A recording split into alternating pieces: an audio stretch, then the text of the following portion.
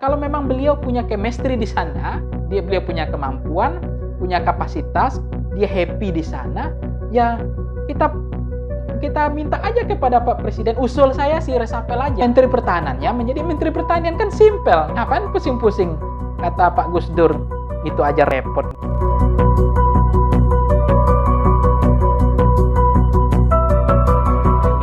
Halo, kembali lagi di channel yang beken habis pangi Sarwi Caniago. Pada kali ini kita membahas hal yang sangat bising dan cukup menarik untuk kita bicarakan, diskusikan. Yaitu ada loh kira-kira menteri yang mengurus ya bidang kerja kementerian lain yang tidak sesuai dengan bidang kerjanya. Misalnya apa tuh? Ayo tebak, misalnya Menteri Pertanian ngurus virus corona misalnya ya.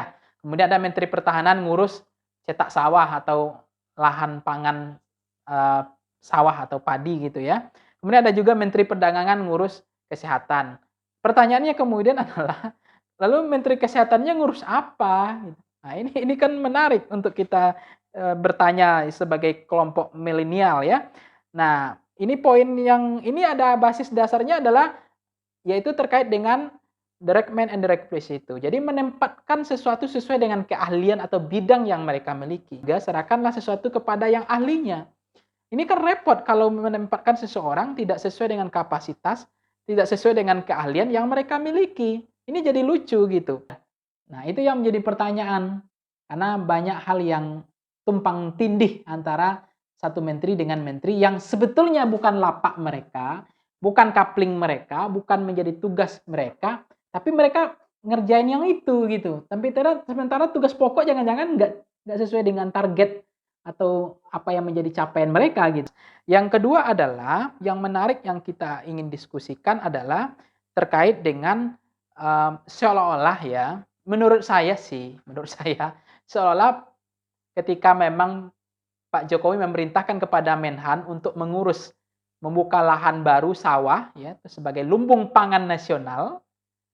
Artinya, ini kan ada kesan seolah Pak Jokowi meragukan kemampuan dari Menteri Pertaniannya.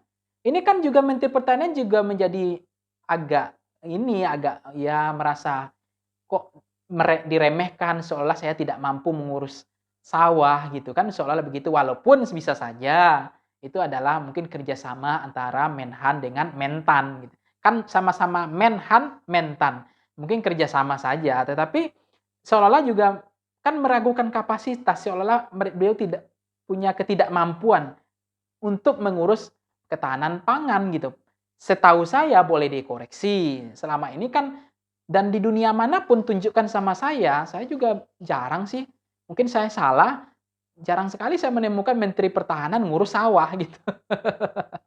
Mungkin ada di Republik Indonesia, tetapi itu unik sekali, unik ya kan ada Menteri Pertahanan yang biasanya mengurus alutsista, kemudian peralatan tempur dan seterusnya. Sekarang tiba-tiba mendapat tugas mungkin dianggap sebagai program nasional untuk menciptakan ketahanan pangan. Presiden juga bilang, ya dalam beritanya di Kompas misalnya dia menjelaskan Menhan jadi leading sector yang namanya Menteri Pertahanan bukan hanya ngurus alutsista tapi juga ketahanan pangan gitu. Dan memang poin saya yang ketiga adalah Pak Prabowo-nya itu memang punya chemistry, punya kemampuan atau memang selama ini senang dengan dunia-dunia pertanian dibanding misalnya dalam buku, saya tunjukkan buku Paradoks Indonesia yang beliau tulis, itu lebih banyak membahas tentang pertanian, ketahanan pangan ketimbang ketahanan militer gitu.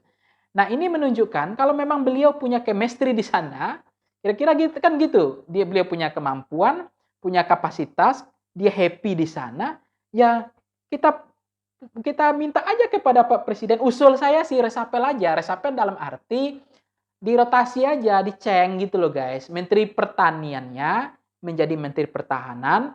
Nah, Menteri Pertahanannya menjadi Menteri Pertanian, kan simpel. Ngapain pusing-pusing?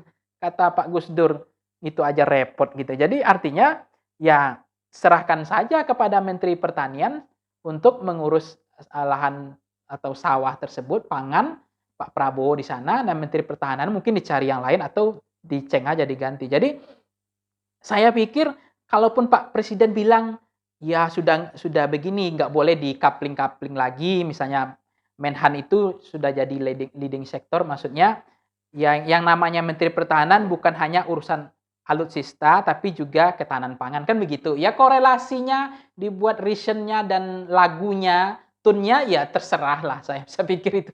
Siapapun bisa buat alasan untuk macam-macam, yaitu haknya presiden juga, kita nggak bisa menyalahkan Pak Presiden. Tetapi memang Pak Prabowo sepertinya lebih dipercaya ketimbang Menteri Pertanian. Itu kata kuncinya menurut saya. Karena ya Menteri Pertanian seolah-olah ya tidak dipercaya dan tidak mampu gitu untuk mengurus lahan baru atau mengurus lumbung pangan nasional ini gitu. Selain memang Pak Prabowo ini memang sudah aktif di HKTI ya, di pertanian. Jadi ini yang menurut saya sangat penting. Oleh karena itu saya ingin sampaikan ya menurut saya poinnya adalah kalau sesuatu itu sudah dicampur-campur, tidak sesuai dengan job desk, menteri sudah tidak fokus ya kerjanya, banyak yang kemudian bertukar-tukar fungsi ya dan tidak sesuai dengan kerja awal. Jadi artinya nanti ya tunggu saja kehancuran itu, artinya ada yang masalah nanti itu agak berat.